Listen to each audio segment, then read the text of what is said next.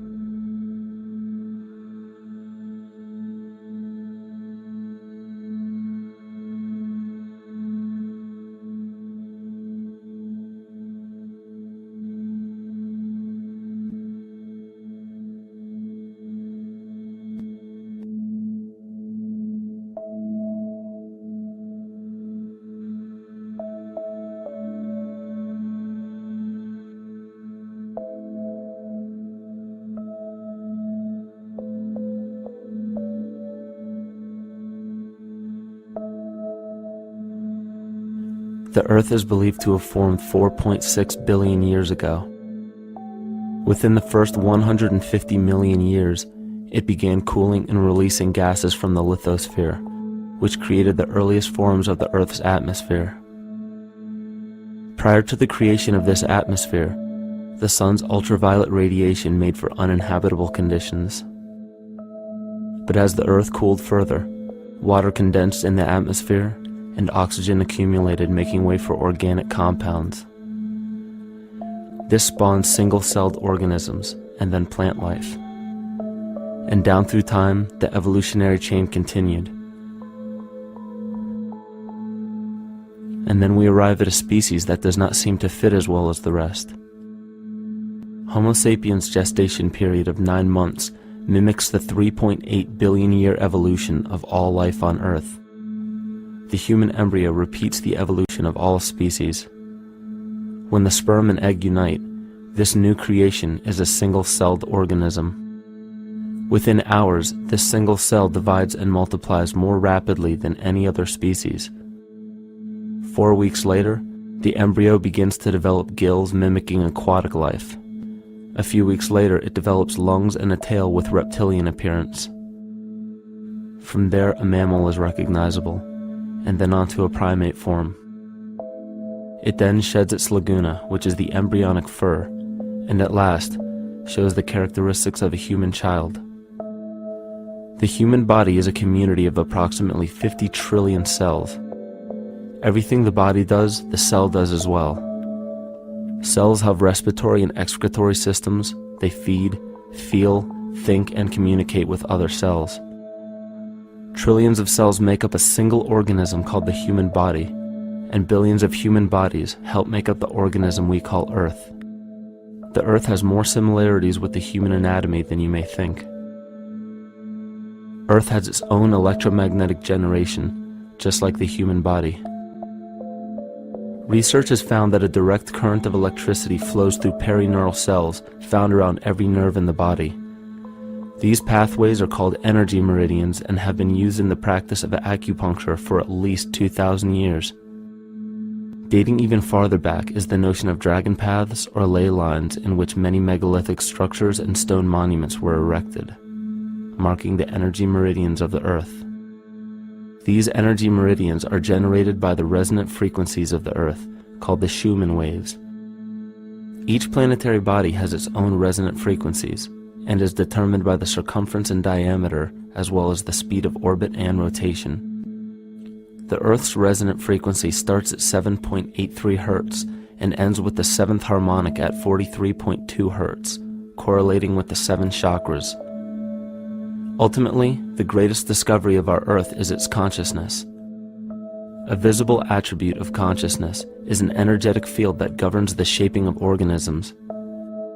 Morphogenesis is a scientific term to explain this very shaping of tissues, organs, and entire organisms. Consciousness is the creative force of the entire universe. It has been given many names such as God, Yahweh, Krishna, nature, the field, and divinity. The entire universe is in fact a single living, conscious organism with complete awareness of itself. The reason why it may seem difficult to comprehend this is because our understanding is typically limited by our language. When we hear the term conscious organism, we tend to anthropomorphize its definition.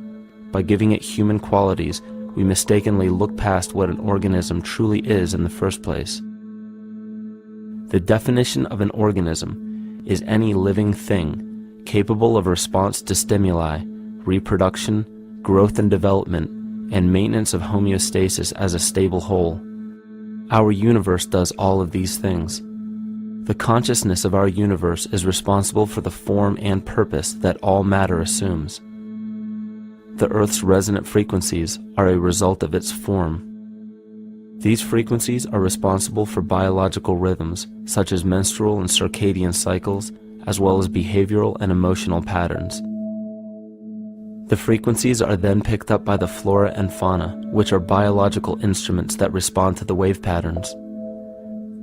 The wave patterns resonate in the cranial structure of our head and converge in the center of our brain, which is where we find the pineal gland. The pineal gland is believed in many cultures to be the spiritual third eye responsible for intuition. Descartes called it the seat of the soul where mind and body meet.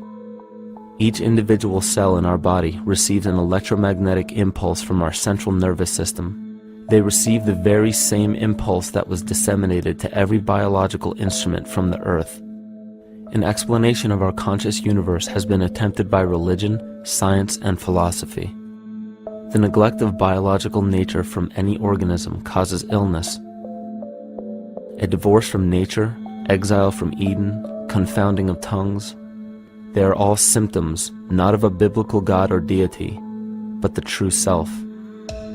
The greatest and only threat to ourselves is a loss of self, the death of our divinity.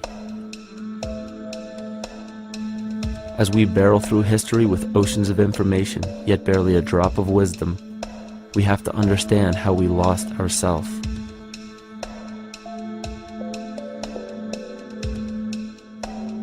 In sacred texts and ancient scriptures left by our ancestors, we find an incredible link between stories of creation, a great flood, the war of the gods, the Messiah dying for the sins of man, end-time prophecies, and similar characters. These correlations show up in myths from cultures that supposedly had no contact with one another due to distance in geography and time. The common thread we find that connects all of mythology has its roots in the stars. One of the most revealing accounts is the battle of the gods in heaven and the ensuing flood. In the Bible, Lucifer rivaled the Lord and was defeated and cast down to earth. In the creation myth of the Enuma Elish, we find a similar story of Tiamat being defeated by Marduk and cast down to the abyss of Apsu. In chaos, Tiamat, the mother of them both, Apsu and Tiamat's waters were mingled together, meaning that the chaotic waters of Tiamat were somehow mixed with the sweet waters of Apsu. Apsu was the Sumero-Akkadian god of the abyss beneath the earth. Tiamat, also known as Lucifer, was known as a serpent or dragon and was defeated by Marduk. Marduk was the father of Nebo or Mercury, and Mercury is the same mythological character as the Zoroastrian Mithra, the Egyptian Hermes Anubis, and the Gnostic Hermes Christos. The most recent version of Mercury, however, is the archangel Michael in the Bible, who defeated Lucifer and sent him to the abyss of the earth, or hell. This story is steeped in astrological significance in the Bible and in many other ancient scriptures. This leads to an event in history that is recorded by many researchers regarding the cosmic upheaval and historic deluge. William Commonus Beaumont states, "The flood immortalizes the collision of a fallen planet, later termed Satan, actually a cometary body with our Earth." Consider what this reveals. He postulates that a planet, later termed Satan, fell to the earth, creating the flood we see recorded in the Bible and other myths. Lucifer, or Tiamat, was a planet known to ancient cultures as the Glistening One, the dragon of chaotic salt waters. The light from the sun illuminated this planet's water, which gave it a glow that rivaled the sun's own light, which is where we hear about Lucifer rivaling the Lord. The Lord in this case being the sun, which sustains and gives warmth to the earth. The planet Tiamat, or Lucifer, was destroyed by a cataclysmic event that hurled the watery planet to the abyss of the earth. In the book of Enoch, it reveals, "And behold, a star fell from heaven, and when it fell to earth, I saw how the earth was swallowed up in a great abyss." The myth of the Ute Indians states, "The sun was shivered into 1,000 fragments, which fell to earth, causing a general conflagration. Then Tawats fled before the destruction he had wrought. And as he fled, the burning earth consumed his feet, legs, body, hands, and arms, until at last, swollen with heat, the eyes of the god burst and tears gushed forth in a flood which spread over the earth, extinguishing the fire." This myth resembles the translation of the Enuma Elish by Stephanie Daly in her book Myth from Mesopotamia, which explains that Tiamat's eyes became the source of the Tigris and Euphrates rivers. As written in the book of Revelations, "And there was a war in heaven. Michael and his angels fought against the dragon, and the dragon and his angels fought back. The great dragon was hurled down, that ancient serpent called the devil, or Satan, who leads the whole world astray. He was hurled to the earth." The Roman mythology of Ovid gives the story of Phaeton, which happens to be another name given to the watery planet Lucifer, or Tiamat. This story reveals that Phaeton was a child of the sun and wished to become the sun for a day. Phaeton attempted this feat, and eventually Jove, who is also known as Marduk, destroyed Phaeton, sending him crashing to the earth in flames and put out by a tremendous flood of water from a river unseen before.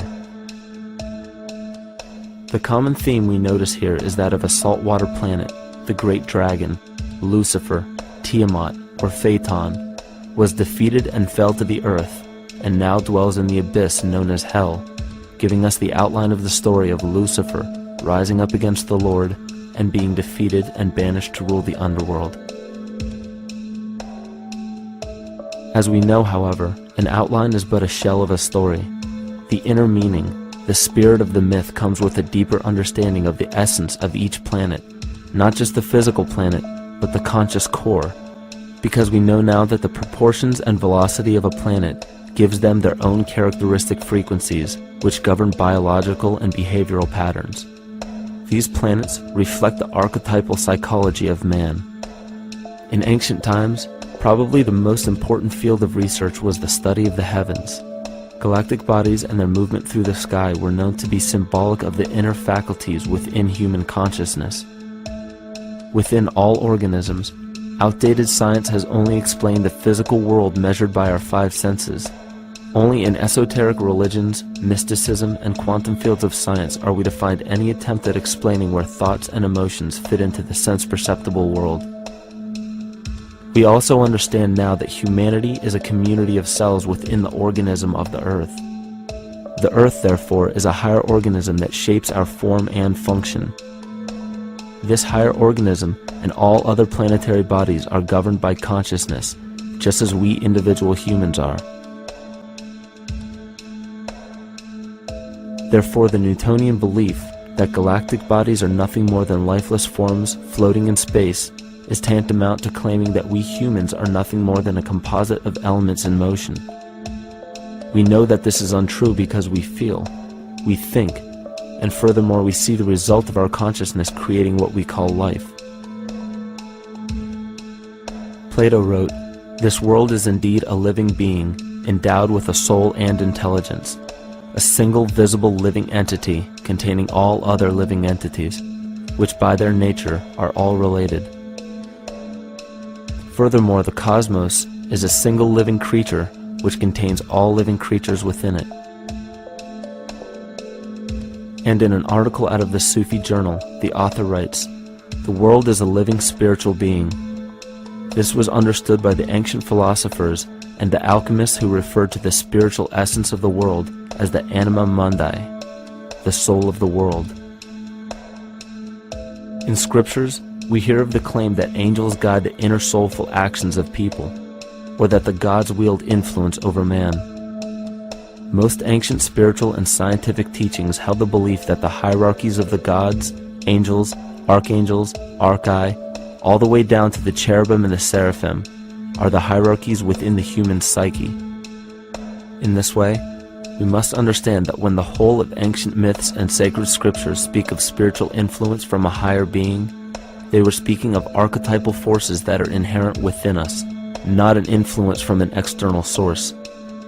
This is where we begin to see the relevance of astrology as an ancient form of science that resurfaced in the 19th and 20th centuries under the name of psychology. Friedrich Nietzsche even stated, "As long as you still experience the stars as something above you, you still lack a viewpoint of knowledge." This is astropsychology and maps the inner faculties of the psyche. In pre-Christian times, there were schools known today as the mystery schools or the mystery religions. The messages encoded in the scriptures and ancient archaeology came from adepts of spiritual science. The intent was to teach the initiates the deeper meaning of these myths. What became later termed as Lucifer, Satan, or the devil was representative of the ego which rivals the Lord, the representative of the self. The true self is the epicenter of a person's entire being. It is the total sum of everything that we are. The false ego, on the other hand, is the idea and concept we create about ourselves in the course of our lives, which typically excludes any qualities we don't wish to accept about ourselves. However, humanity has been endowed with the freedom to choose either to obey the true self or to give in to the temptation of the vanity and materialism of the false ego. This is the most notable trait that separates man from animal: our freedom of choice, the choice to follow our concepts and ideals or our natural impulses, the choice to sustain nature or to destroy it. This freedom of choice weighs on the fate of the entire organism that we call humanity.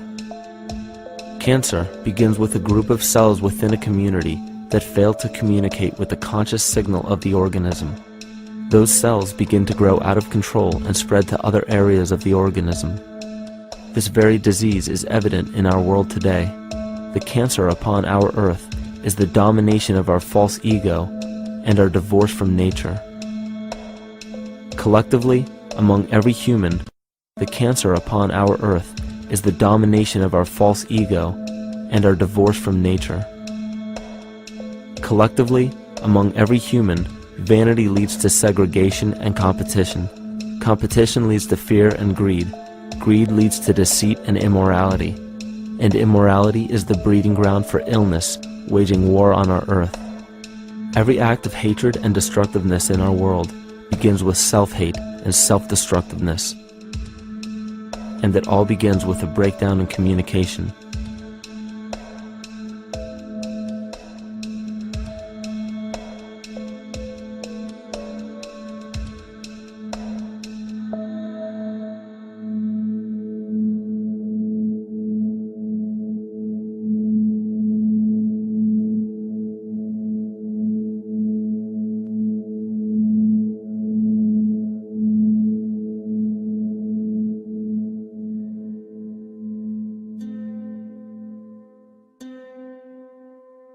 In nature, all that we perceive with our five senses is a result of two fundamental principles.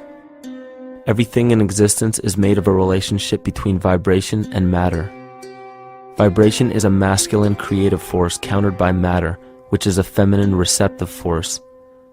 Thus begins the principle of duality. We see this duality in ancient myths and philosophies, yet only those philosophies and scriptures that were perverted and raped of the original meaning gave the impression that one polarity was good while the other was evil.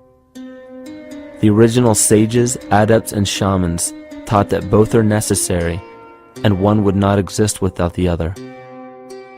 These two important principles come together to form all things in the universe. This is Kymatica. Even language, logos, the communication of any and all things in nature, depends upon this principle. Pete Peterson, in his works Cymatics, the Science of the Future, stated that nature shows examples of Kymatica in everything. This phenomena is found to be one of the prime forces that moves biological evolution along its path. Dan Winter reproduced an experiment to prove that the ancient languages of Hebrew and Sanskrit, when spoken, create a vibratory frequency that moved matter into sacred geometrical patterns. Upon further investigation, Hebrew, Sanskrit, Aramaic, Arabic, and other elder dialects have older roots in a parent language of Gaelic and quite possibly an even earlier origin. In Swami Murugesu's The Science of Mantra, he claimed that when a person chanted specific words in Sanskrit while filming a burning candle, the intensity as well as the color of the flame would change due to the frequency that the word would emit. This same science has been shown to lower and raise blood pressure. And in his own words, certain sounds can affect their circulation and nervous system. Whatever change such vibrations cause extends to the mind of a person and also to the surrounding atmosphere, causing warmth or coolness. All this can be known by study and shown by practice. This rediscovered knowledge of the science of sound shows that sound is something more than mere vibratory signals. Not only does sound interact with life, but it sustains and develops it. It acts as a conduit of conscious intent between people, societies, and entire civilizations. Yet the psychic illness we endure due to the domination of our false ego is reflected in the collective.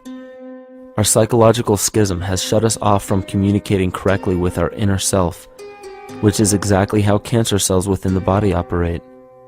In the collective, we have created a language barrier between humanity and the rest of nature, acting as a global cancer. Recorded in history, the efficacy of the ancient languages has been severely uprooted. The alphanumeric translation from Hebrew to English shows a complete reversal of the two languages, giving the cymatic effect unnatural results. Dr. Leonard Horowitz stated in his work on DNA, 1/3 of the sensory motor cortex of the brain is devoted to the tongue, oral cavity, the lips, and speech. In other words, oral frequency emissions spoken or sung exert powerful control over life, vibrating genes that influence total well-being and even evolution of the species. A degradation of language in this case is shown to affect biology. If something as basic and important as language can be degraded and devalued to such a degree, yet never questioned, what else might we be missing? Think of an aspect of your life that dictates the limits of your freedom. Government and law enforcement, insurance and pharmaceutical companies, taxes, building permits, driver's licenses, and more. There are hundreds if not thousands of stipulations, regulations, and boundaries on our freedom.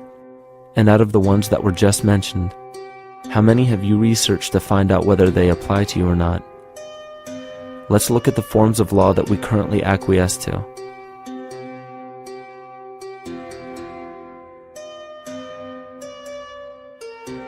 A common misconception among people is that any rule or regulation that governs them falls under one category: law.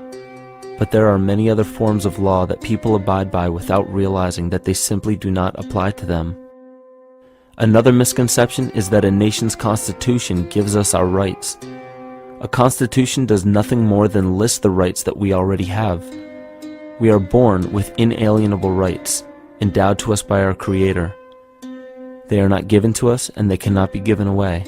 The most a person can do with a right is choose whether to exercise it or not. Maritime Admiralty law is what's known as the law of the water. It is superseded by civil law and only applies to those who willingly contract themselves into it. The definition of Admiralty law is a body of private international law governing the relationships between private entities which operate vessels on the oceans. Let's look at how and why a form of law that is fashioned to govern corporations, businesses, and vessels has imposed its rule over natural human beings. This is all done through a form of word magic. A simple perversion of language has made it possible to convince people around the world that these alternative laws apply to them. One of the predominant beliefs in modern culture is that licenses, permits, registrations, and other forms of documentation are required to operate motor vehicles, use public roads, build structures and establishments, engage in free enterprise, and much more. Sadly, these beliefs are based on little to no investigation whatsoever, and are false. This belief structure is perpetuated by Maritime Admiralty law. This form of law was originally created to govern ships docking in foreign nations for the import or export of products and resources. It deals with banking and merchant affairs, not civil affairs. When a product is taken off of a ship and brought into a foreign land, that nation takes custody of the resource and accounts for it with a certificate. That certificate marks the birth date of that product in the custody of the respective nation. Think of why it is supposedly required to have a certificate of live birth in the first place. The Barron's Dictionary of Banking Terms defines a certificate as a paper establishing an ownership claim. So right there, we notice that everyone with a birth certificate is defined as being owned. People are used as collateral with other nations because the U.S. is bankrupt. The United States declared bankruptcy on March 9th of 1933. At this point, the U.S. began taking out loans from a private, non-government affiliated corporation called the Federal Reserve. With no money to pay back the loans, the United States began using the citizens as collateral. All birth and marriage certificates are literally warehouse receipts. Just look at the similarities of warehouse receipts and birth certificates. Both document the date of issue, a serial number, registration number or receipt number, a description of the product, and an authorized informant to notify the appropriate government agency. With all of this information being readily available, the majority of people are unaware of their involvement with Maritime Admiralty law. This is possible through the manipulation of language. This Admiralty law changed the meaning of the word person from a natural living person to a corporation. Driver's licenses, vehicle registrations, auto insurance forms, building permits, gun permits, work permits, tax filing documents, birth and death certificates, traffic citations, and many other forms of documentation that were once believed to be absolutely necessary only apply to persons or corporations. Upon signing such a legal document, you are indirectly waiving your rights under the Constitution and lowering your status to that of a corporation that is created with the same exact name as you. The only way to reconcile your true name from the name of the corporation is to take notice that the corporation has its name in all capital letters. This is known as capitis diminutia maxima. You may take notice that your driver's license, birth certificate, social security card, insurance cards, and more use all capital letters to legally represent the corporation with your name, not you. The corporation is known as an artificial person, whereas you, the human being, are known as a natural person. This deception goes even deeper when it comes to the courts that we attend. When showing up to court, you will notice that there are seats for witnesses behind a wooden fence or barrier. The defendant must cross through the entrance to the other side of the barrier where the plaintiff and judge sit. This act symbolizes the boarding of a ship. At this time, business can be conducted in Maritime Admiralty law. The judge, acting as captain or banker, is responsible for settling the balance between the two sides. This is why there is always a monetary value involved in any court case. The captain is simply dealing with banking and merchant disputes. Once the balance is paid, the case is closed. To turn the court case away from admiralty law where your rights are not protected, you must avoid agreeing to represent the artificial person. This is done by stating that you are the natural person. You don't have a first or last name because those imply corporate title. In a court case, you may state that the court takes judicial notice of your honor's oath of office. Every judge must take an oath of office to practice law, yet you must make it clear to the court and the jury that the judge is acting as judge and not banker. Remember that you are a natural human being of the earth. You are not governed by anything but your own consciousness. Laws are created within a society. The society that created the laws we see being enforced today is called the Law Society. Yet the most beautiful part of this entire deception is the fact that we are not part of the Law Society, so their laws do not apply to us. Judges, lawyers, and law enforcement officers, they're all part of a society. Within that society, they've created their own language that's deceptively similar to English. They have these little things called statutes, acts, and regulations that seem like laws, but they really only apply to those within their society. So that basically means all the traffic violations, minimum age requirements, and everything except for damage to another person or their property doesn't really apply to the natural person. Laws only apply to those within the Law Society. The game being played is an illusion. You can simply choose to open your eyes and reclaim the freedom that you were born with, bound by nothing but the limits of your imagination. These are just a few examples of assuring that your rights are being protected. By far, the most important line of defense against this deception is to be aware of the perversion of language, and be absolutely aware of how you form your beliefs and concepts.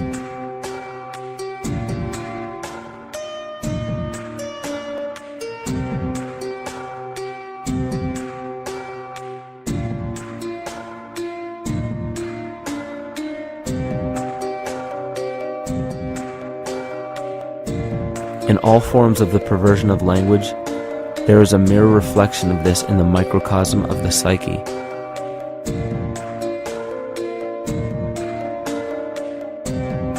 And the problem I see with humanity today is we don't truly know ourselves anymore.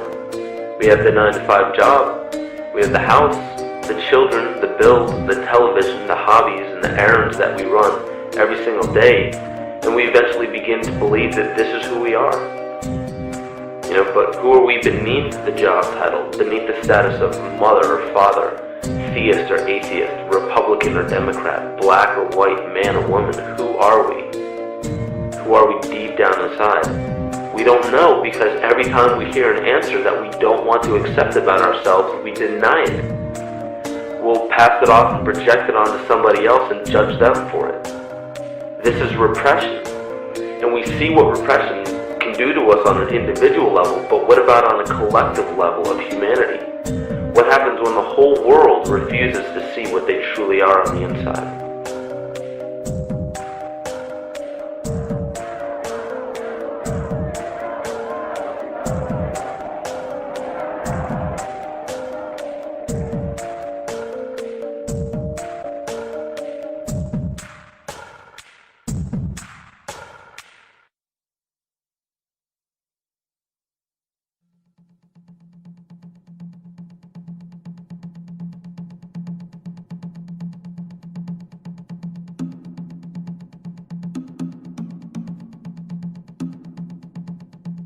Carl Jung discovered that there is a collective unconscious connected to all humans, meaning that the whole of humanity shares a single mind with one another.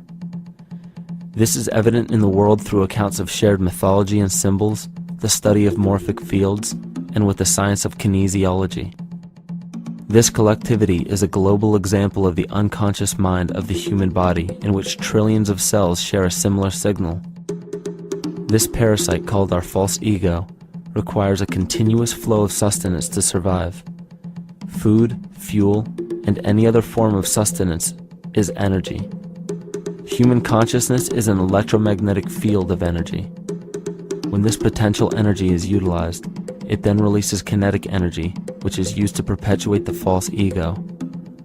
This scenario occurs in the smallest parasitic organisms, all the way to a collective organism called humanity. A parasite will release chemicals that cause the host to crave the sustenance that the parasite needs to survive. As long as the host is unaware, it will keep feeding the parasite and starving itself. In a similar way, Wilhelm Reich stated that whole societies suffer from a psychosis caused by starving our organic biological impulses. He states that sexual suppression supports the power of the church, which has sunk very deep roots into the exploited masses by means of sexual anxiety and guilt. It engenders timidity towards authority and binds children to their parents. This results in adult subservience to state authority and to capitalistic exploitation. It paralyzes the intellectual critical powers of the oppressed masses because it consumes the greater part of biological energy. Finally, it paralyzes the resolute development of creative forces and renders impossible the achievement of all aspirations for human freedom. In this way, the prevailing economic system, in which single individuals can easily rule entire masses, becomes rooted in the psychic structures of the oppressed themselves. What Reich was showing in this powerful quote is that on a collective level, the suppression of a natural function, whether biological, spiritual, or emotional, will result in an abnormal reaction, a psychic disease. This illness or disease is reflected into the masses through a collective unconscious and acts as an epidemic. Humanity is plagued with an incapacity for freedom, meaning that people en masse lack the ability to govern themselves on a psychic level, and this manifests in the macrocosm as government and organized religious powers, thus opening the throne, our national and individual throne, to anyone and anything.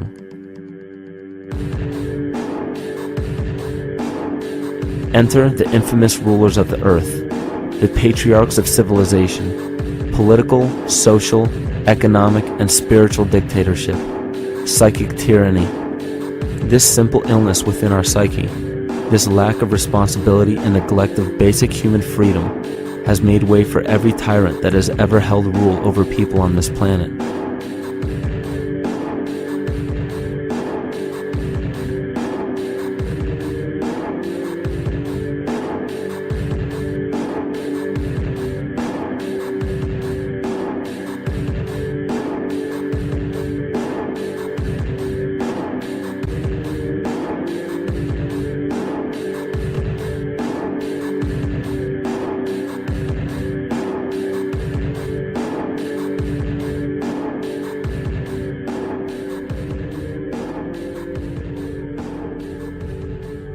But these oppressive tyrants that are demonized by the masses are no different than us.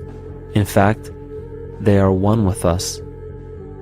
In the book The Prophet by Khalil Gibran, he poetically states, "I say, as the holy and the righteous cannot rise beyond the highest which is in each of you, so the wicked and the weak cannot fall lower than the lowest which is in you also." Every one of us has the capability to commit the most horrifying sin or show the most beautiful compassion to our fellow man. This is the very definition of an illness within the psyche and soul of man.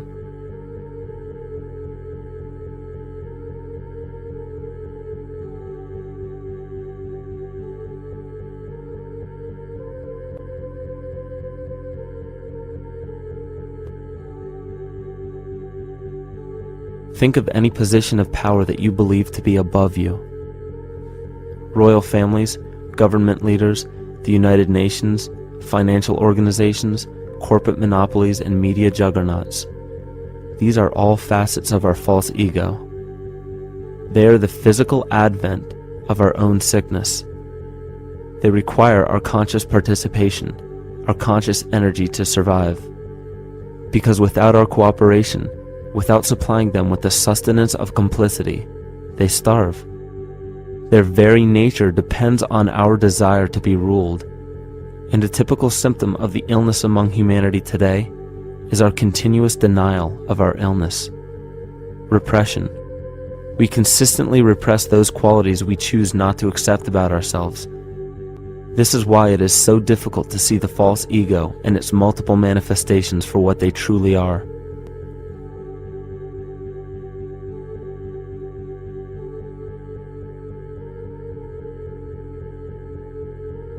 This is the very nature of the false ego. It acts as a red herring to distract us from the freedom we truly have. For this psychic parasite to survive, it must supply us with a chemical that will cause us to remain dependent upon it. In this case, the sustenance is our conscious energy. And in order for us to feed it to the parasite, the chemical of fear causes humanity to crave protection and defense.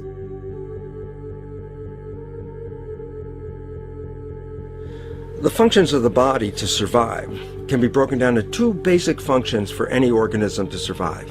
You have to be able to grow, maintain yourself, take care of your biology, but you also must be able to protect yourself. So that if you're just growing and you can't protect yourself, you'll become food for something else. So the survival involves a balance between growth and protection. Through the history of human civilization and through human evolution, we recognize that our nature is to be in a state of growth, and that our protection is only supposed to be used to, help us out of that threatening moment. You can't be in growth and in protection at the same time. So the significance is, when we see a need of protection, the stress hormones in the body shut off the blood vessels in our viscera or gut, which is the part of the body for growth. Well, the issue is, if you took the blood from the viscera and moved it out to the arms, then you left no blood in the viscera. That means no growth. But you're ready to fight. And when your fighting is finished, then the blood returns back to the viscera and you grow again. But in the world that we live in today, it's 24/7 fear.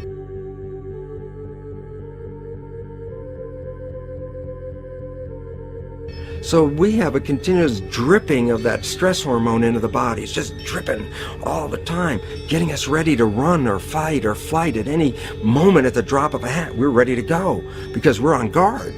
Well, the problem is, what does that mean about your allocation of energy? And it says, we're spending most of our energy in protection. You cannot survive if you're in protection all the time.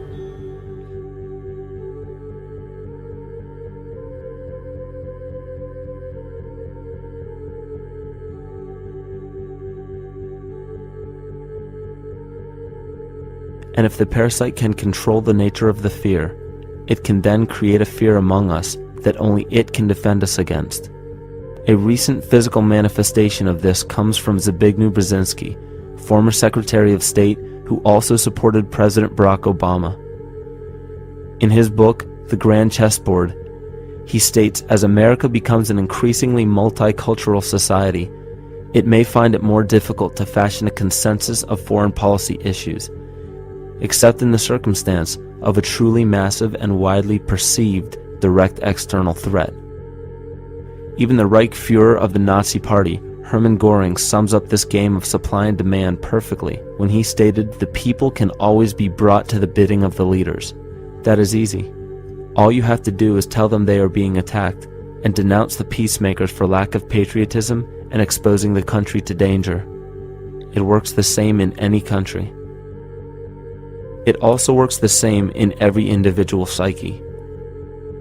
Just remember that the false ego has only one desire: to become greater and more powerful than the true self. This illness causes us to believe that we are separate from nature. This is why we see such a rise in the dependency of technology. This is why we see such little stewardship for the earth and the environment. And this is why we see bigotry, racism, sexism, and every other form of discrimination possible that leads to crime, violence, wars, and eventually, the global destruction of the organism. This endless state of fear, confusion, and segregation our world seems to live in is a symptom of the false ego creating a false threat.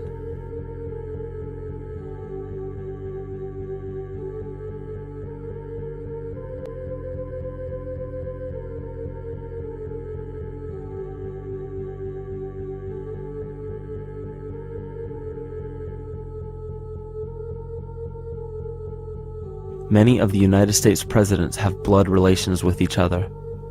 The Bush lineage has blood ties to a great number of former presidents. George Washington, Millard Fillmore, Franklin Pierce, Abraham Lincoln, Ulysses Grant, Rutherford Hayes, James Garfield, Grover Cleveland, Teddy Roosevelt, William Taft, Calvin Coolidge, Herbert Hoover, Franklin Roosevelt, Richard Nixon, and Gerald Ford. Michael Tessarion points out in his work that Bush is closely related to every European monarch on and off the throne, and has kinship with every member of Britain's royal family. Bush's family tree can be documented as far back as the early 15th century. He has a direct descent from Henry III and from Henry VIII's sister Mary Tudor. He is also descended from Charles II of England. And we also find that George W. Bush is a direct descendant of Godfrey the Bullion.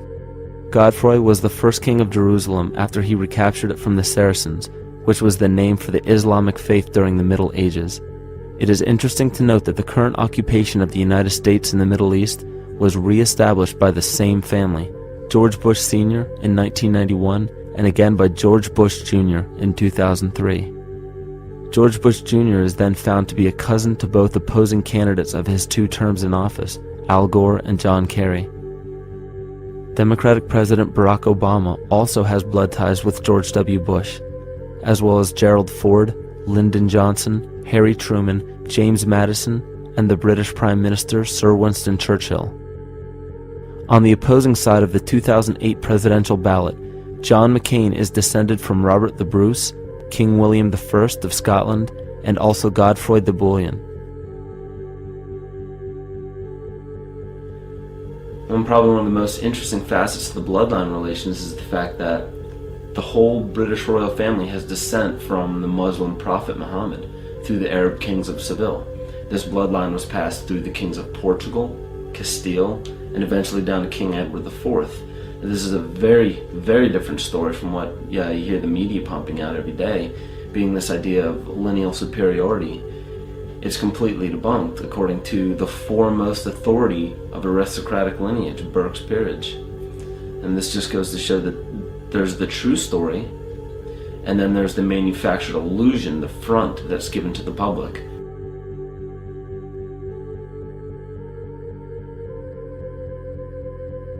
These blood ties go on and are documented thoroughly through literature such as Burke's Peerage and other comparable books.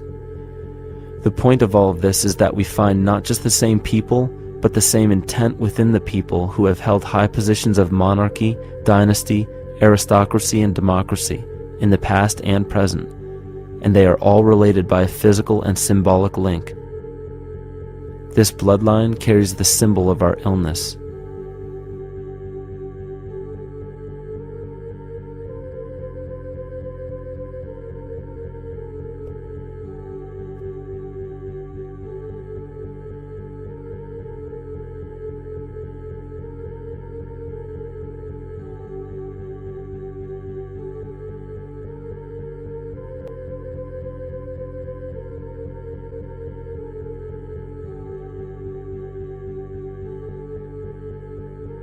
The symptoms of our psycho-spiritual illness are the wars, terrorist attacks, artificial or man-made disasters, and leader figures. As long as the people remain oblivious to their inner drives and inner nature, they will always fail to recognize why these events take place and why these figures rise to such powerful positions. The reason why we have failed for thousands of years to conquer these archetypal rulers permanently is because for thousands of years we have been fighting the symptoms of an illness and not the root cause. For every corrupt government that falls at the hands of a revolutionary, oppressed people, 2 more will rise in its place every time. Because the root cause of a corrupt government does not exist in the individual leading that government. It exists within the psyche of every individual. Because an unaware host to a deadly parasite will do anything to avoid accepting his own incapacity for freedom.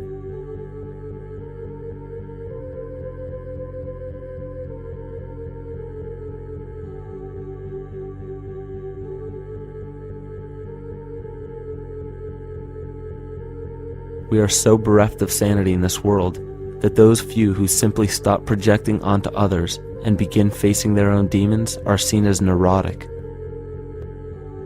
An article written in the 1950s states that studies showed that individuals who had been isolated from their familiar social and cultural environment became neurotic. This shows that when those individuals had no object to identify their darker emotions with, they began to see these things in themselves, that which they refused to recognize before, and were unaware of why they appeared and how to cope. Facing our true inner self is virtually unknown in our world today. This is why no matter how many civilizations rise and fall, it is our collective consciousness that creates our governing apparatus, not individual people.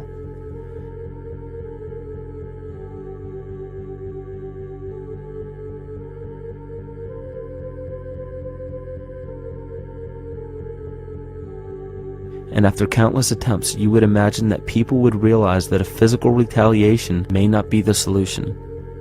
Yet here we are, thousands of years later, with technology that can clone DNA, vehicles that can break the sound barrier and probe the depths of space, and science that can overcome almost any sickness.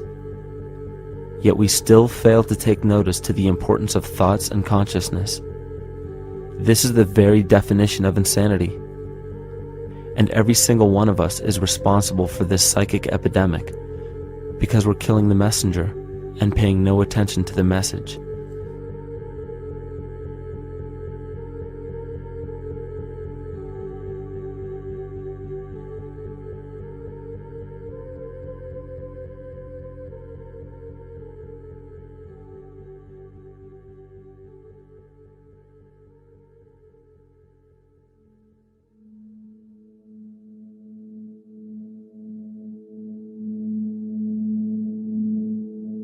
During the 1990s, 3 Nobel laureates in medicine advanced research that revealed the primary function of DNA lies not in protein synthesis as widely believed for the past century, but in electromagnetic energy reception and transmission. Less than 3% of DNA's function involves protein manufacture. More than 90% functions in the realm of bioacoustic and bioelectric signaling. So why is it important to know that DNA functions in bioelectric signaling?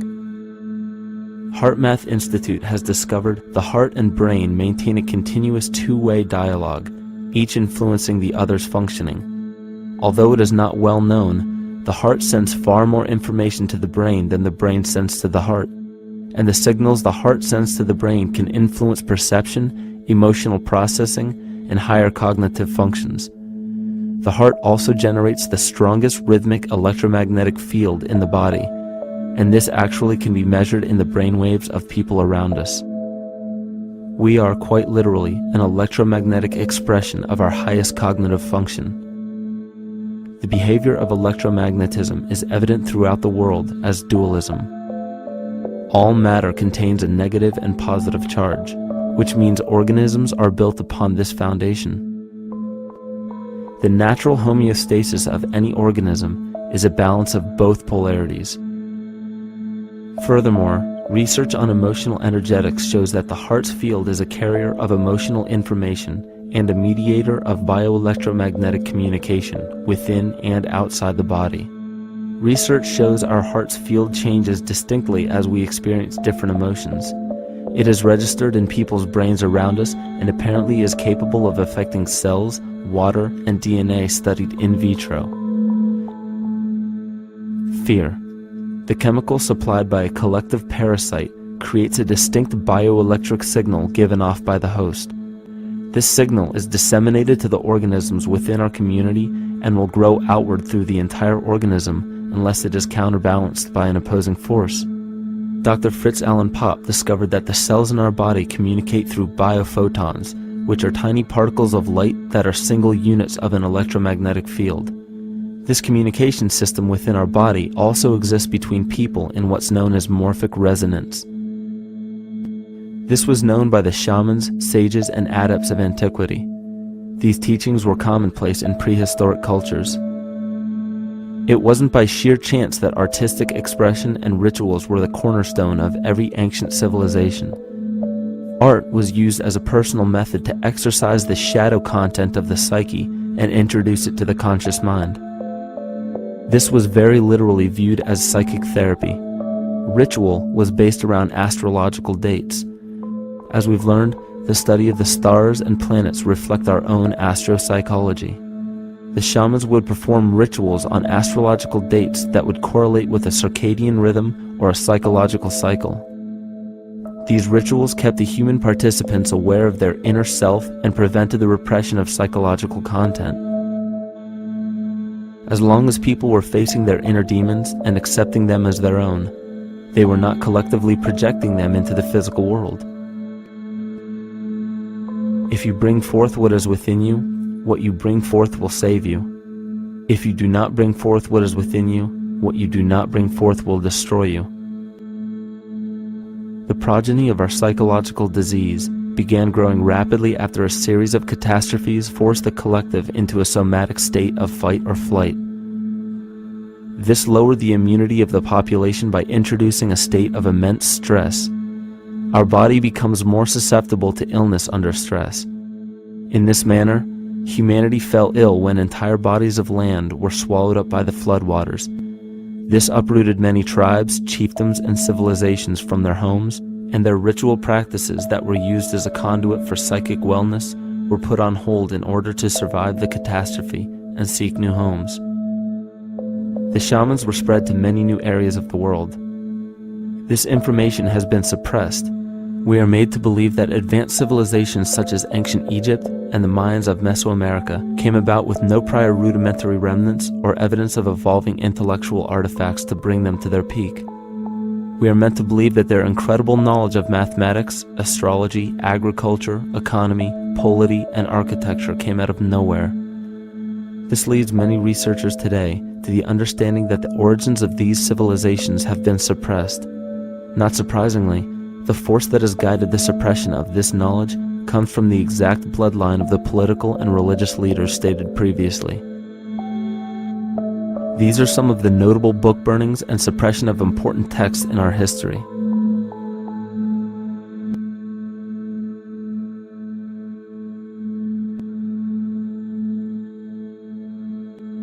Yet after all of this suppression, there are still remnants of the dispersion of elder civilizations in nearly every country.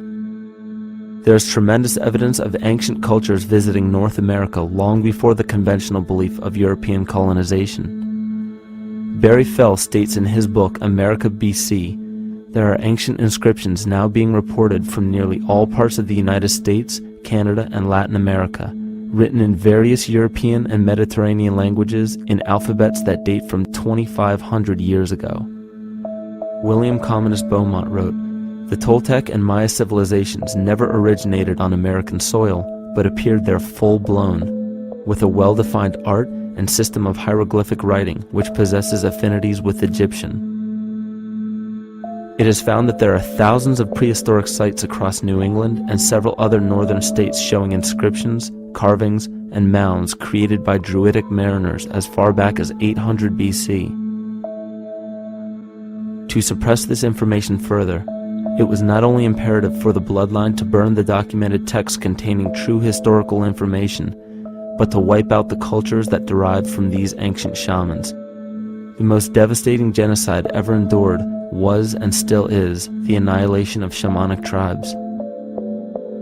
We've lost our traditional roots and don't know about ritual. The dragon dances and the ghost dances of the Native American Indians, what do you think that was all about? All the shamans of the world, when they do their rituals, they're doing that. Their work, harmonically through dances, is to strengthen the immune system of the earth. But they've been all murdered. So that was why in the 17th century, exactly the same period I'm talking about, there was an all-out agenda that when you come across indigenous people, you annihilate them. Columbus was sent on his expedition along with agents of the crown to disrupt the lives of the natives and seize mineral resources. He visited every island in the Caribbean, depleting the gold and taking as many slaves of the native Taino tribe as possible. 5 million natives were murdered within 3 years, according to Leah Trabeck. Within 15 years, the Arawak tribe of 250,000 was completely wiped out. The population of the United States prior to European contact was greater than 12 million. 4 centuries later, the count was reduced by 95% to 237,000. From 1494 to 1508, over 3 million people had perished from war, slavery, and the mines. Who in future generations will believe this? I myself, writing this as a knowledgeable eyewitness, can hardly believe it. My eyes have seen these acts so foreign to human nature, and now I tremble as I write. Another agent of the false ego bloodline was Hernando Cortés, who decimated the Aztec tribe and plundered their mineral resources. This again was the case through Cortés's second cousin, Francisco Pizarro, who conquered the Incan Empire in Peru. These atrocities are seen throughout Africa, New Zealand, New Guinea, East Timor, and are still seen today in Canada. This was a deliberate attempt to bury any surviving remnants of the ancient world and our true history. It is a naive mistake, however, to categorize and blame everything and everyone involved with politics or religion for this suppression of knowledge. It is only natural for people to crave spiritual understanding when there are so many manufactured missing links and perversions in the spiritual text today. And due to this void of spiritual wisdom, honest and moral people who are simply trying to understand their place in this world become the prime consumer market for those who wish to exploit this vulnerability. To have enough power to run our own lives, basically. If we look at the New Age movement, for instance, which is another kind of trap in all of this, where people might end up actually. They're looking for something so bad that they're taking all these things that are handed to us or to them. But it's not really based on any real understanding. It's still kind of coming from a religious type of perspective. People are genuinely seeking something new. They're genuinely seeking a new type of spirituality, or to better themselves, or to change something. But this is being hijacked, and what they actually do is that they lead you into another type of group mentality or new age religion, whatever it is, and people still are not able to kind of really break free from that and follow their own journey or their own path, which I think is very important in all of this.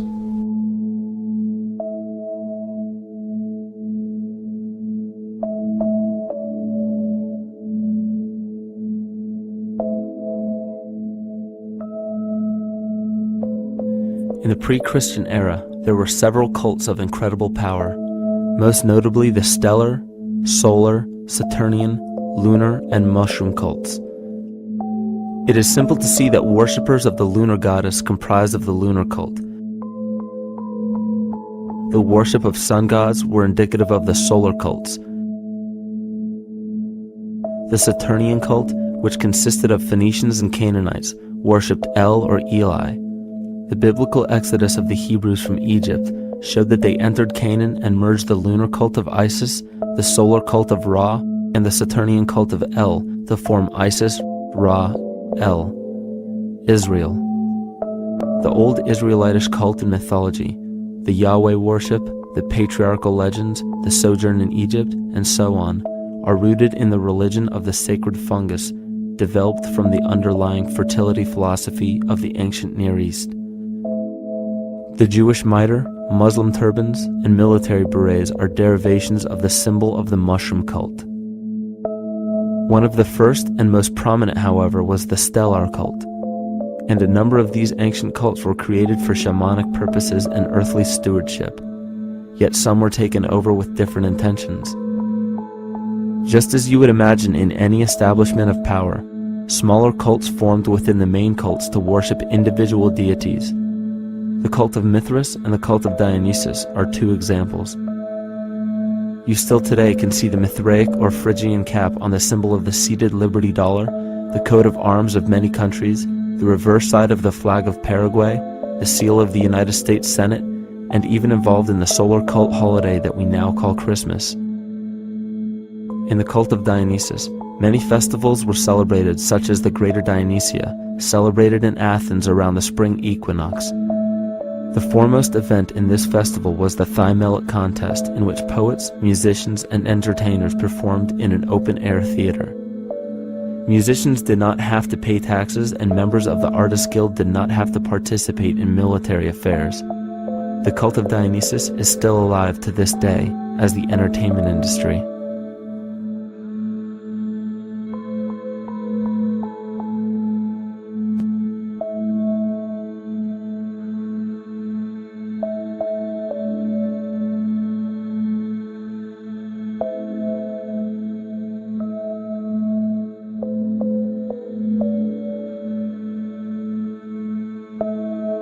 These cults still exist in many important positions of power throughout the entire civilized world. Yet the most important function of these groups is to manufacture the consent and complicity of the people.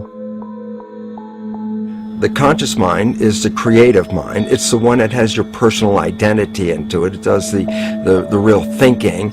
And then there's a subconscious mind. Well, there's no entity in it. The subconscious mind is the equivalent of a tape player. It records behaviors, and then at the push of a button plays a behavior. It's automatic. It's a very convenient thing, because then we don't have to relearn all the time. Once you know it, you can make a pattern. The problem is that the basic patterns of belief and behavior that are programmed in the subconscious mind came from our teachers, primarily our parents, our family, and our community. So most people don't even understand how easily we're influenced by our environment. Every person that we encounter, every single situation that we're faced with, every little word that's said on television may not seem too influential to our conscious minds, but your unconscious is designed specifically to let every environmental signal influence you without your awareness. So the question is, are we leading conscious or unconscious lives? And now neuroscience has told us in the unfolding of our lives, only 5% of our life is controlled by our conscious mind, and 95% of the time controlled by the subconscious with programs from other people that were installed in there. And the problem is, it means when those programs are playing, we don't see them. And the skeptics will sit there and say, consciousness, archetypes, astrology? No. We create things with our hands, not our minds. Archetypes aren't physical. They can't influence me. But when you think of the fact that we're only conscious of this small little fraction of our behavior, what we don't realize is that entire countries, entire civilizations that think they're free and independent, but are unconsciously too afraid to be free and independent, they will beg to be governed. And if they can't do it themselves, who do you think will consciously or unconsciously take that responsibility? It usually ends up being that strong, masculine, animus archetypal figure. When we think we're in danger, we're not looking for our mother to nurture us. We want our father to protect us. And right on cue with the age of fear, this age of catastrophe, the age of this parasite, we see masculine domination. And one of the primary conduits for giving our responsibility and our conscious energy away is money. We surely don't want to admit that our dependency on money is flawed, because that would imply that the fault is our own. And God forbid we take responsibility for our lives, so we blame the money. This is the cornerstone of the entire illusion being built around us by the false ego. Money is said to be the root of all evil, yet it cannot be evil because money is only a symbol. Symbols carry only the faith and spirit of the observer. This means that the symbol of paper money evokes and surfaces the evil intentions and inherent flaw of our false ego. Money only exists because we agree to accept it as valuable. And to further illustrate our incapacity for freedom, we've given the control of our faith-based money to a private corporation instead of the federal government. There is no law stating that we have to use Federal Reserve notes as currency. We choose to because we fear the alternative: independence.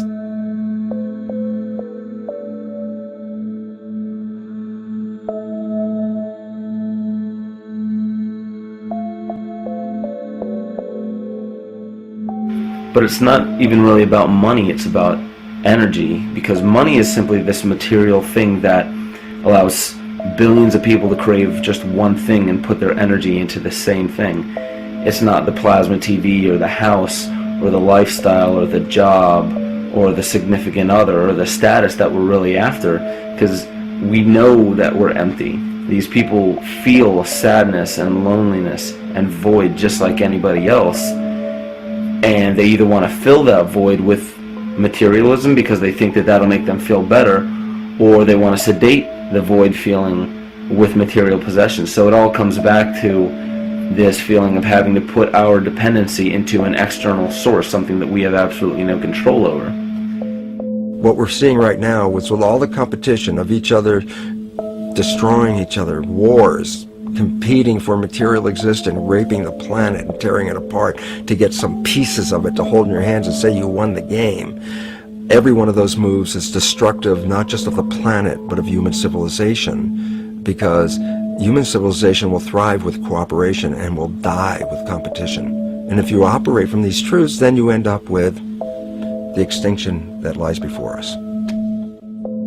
You see, we all have demons, so to speak. We all have inner demons in our lives, but we expect to see devilish monsters or dark apparitions when you think of a demon, kind of like what you'd see in the cinema. But our demons are really the people in our everyday lives, the people that we argue with, the people that we envy or hate, the ones we physically or emotionally harm in some way, shape, or form. And it's not because we envy or hate qualities in these specific people as much as we hate the fact that they remind us of ourselves. They reflect qualities about ourselves that we wish we had more of, or that we wish we didn't have at all. So what do? We alleviate that pain not by fixing or fighting our own demons, but by harming the people that remind us of our demons, by harming the people that remind us of the things that we don't like about ourselves. And when we become frustrated that we're not in control of our emotions because we don't really know what's affecting our emotions, we take it out on others. We take it out on absolutely anything else that can show us or act as a catalyst for our hatred. And so we do the same thing to animals. Animals are perfect because they can't defend themselves. And it's a perfect catalyst for our inner aggression, our confusion, our hatred. Just take it out on something absolutely helpless. Just imagine how unconscious a person has to be of his or her actions to torture or mutilate or brutalize any living thing.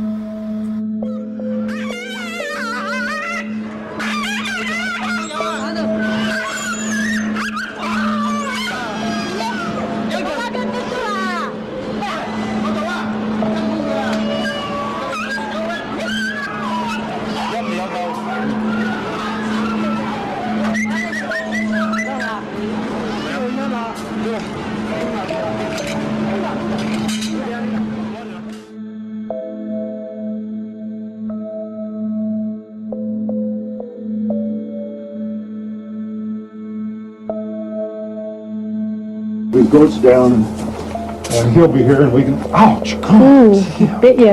Look at his tail. Is it calming with the kids maybe? He's a big guy. That's a real... Think of the lack of compassion you must have towards life in general to be able to feel no semblance of sympathy towards entire populations, let alone just individuals or individual animals, entire populations of species that are bred specifically for the purpose of commodity. But I'll tell you what's even more dangerous is not so much the people carrying out this cruelty, because that's already been established. That form of hatred and cruelty has already been established and it's already known. What I'm really worried about is the people who are against inhumanity, the people who are against animal cruelty and feel self-righteous enough to think that it's justified to inflict harm or even wish harm on these people. Because those are the people who take unconscious cruel behavior to a whole new level of conscious cruel behavior that's perfectly acceptable in their minds, because they feel that it's their job to bring other people to justice, like they're an authority figure of some sort. Those are the people who will have a much harder time figuring out why they harbor so much inner hatred and resentment. They don't seem to realize that it's just another form of this same exact hatred. So to keep from facing our inner demons consistently, what do? When we begin to realize, hey, wait a minute, maybe it's not alright to inflict harm on any other living thing, then the ego has to come up with a more esoteric form of cruelty to trick us into displaying the same form of self-hatred, the same indignant attitude, but just in another way and towards another group of people. But the emptiness will always find a way back in, and people will always start to feel restless again, no matter how many times they transfer blame to yet another person or yet another group. We need chaos in our lives. We crave destruction. We beg for catastrophe. Because if we don't have these things, to act as a form of exorcism or a catalyst for us, we start to notice these things in ourselves, and that's what we don't want. You see, we can deal with wars, we can deal with terrorism, we can deal with stock market collapse and economic collapse. We can deal with these things, but once we start to notice this chaos within ourselves, that's what we're really afraid of. We'll take 1,000,000 September 11ths over one moment of true insight towards our self-hate.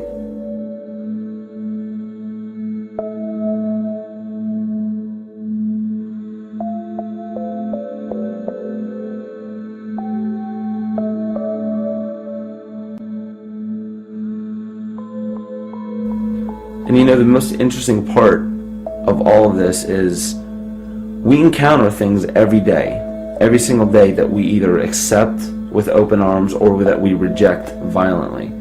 The interesting part is not really what we're accepting or rejecting as much as what it is inside us that makes us feel compelled to a certain thing or repelled from a certain thing. There's this fundamental dual behavior of muscular strength or weakness, attraction or repulsion.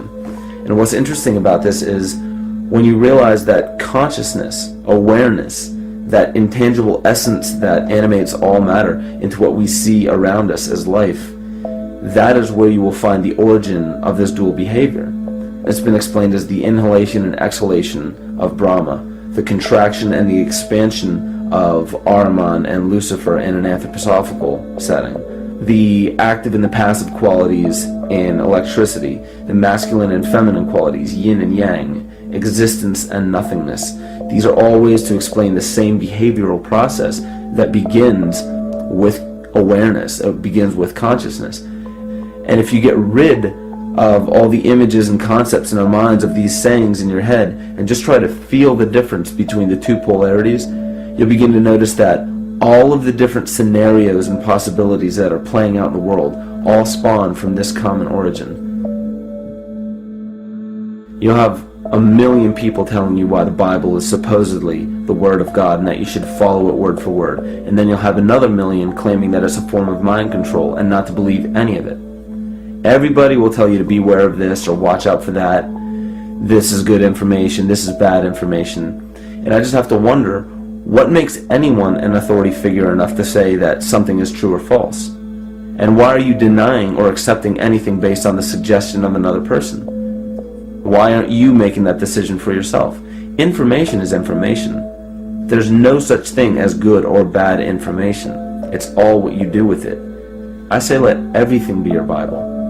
Give every piece of information, every person, every event or scenario or situation an honest and open mind. Because then it's your responsibility to respond to it in the way that you choose. Not following the herd, not following convention, it's your responsibility. And that's the point when, no matter how many people tell you you're wrong or right, you're not dependent upon their approval.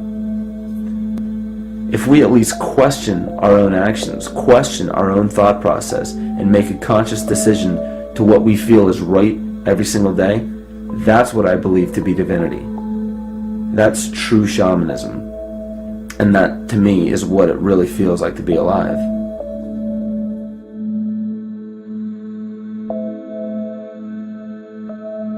In this conscious, living universe, there are no laws of nature, just habits.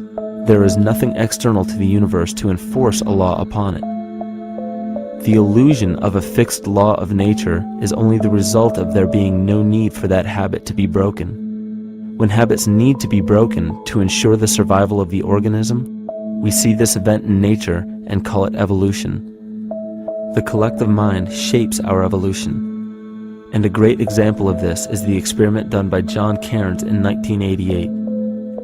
His team put lactose-intolerant cells in an environment with only lactose for food. Under a law of nature, every one of these lactose-intolerant cells would have died. But surprisingly, they all survived.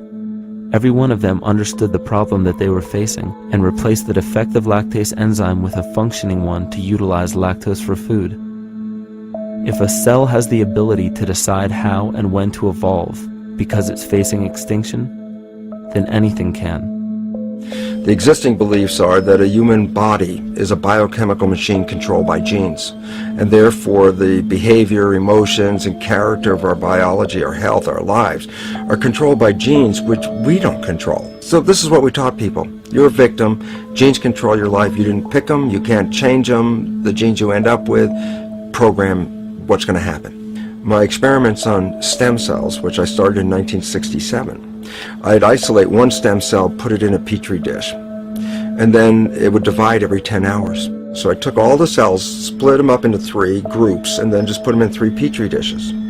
And then I changed the growth medium, the constituents of the environment, in each of the 3 dishes. In one dish, the cells form bone. The second dish, they form muscle. And a third dish, they form fat cells. What controlled the fate of a cell?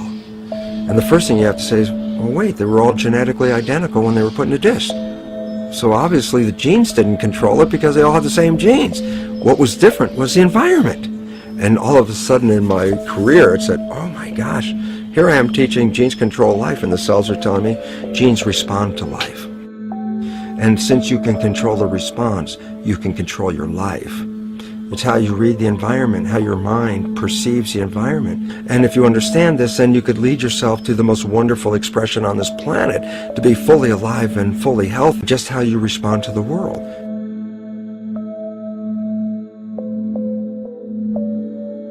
In the face of financial collapse across the world, political and religious wars raging tirelessly, and an ever-growing feeling of being lost and void of meaning, there is a great amount of energy being pushed to the surface of the collective mind. Evolution does not come about gradually. It happens in spurts and fits, and comes about due to a tremendous need for the organism to survive. We are now at a point in history where we will choose. We will choose to become sovereign or remain dependent, to face our true self or continue fighting a ghost, to become well or allow this disease to grow, to live or to die. The choice is yours.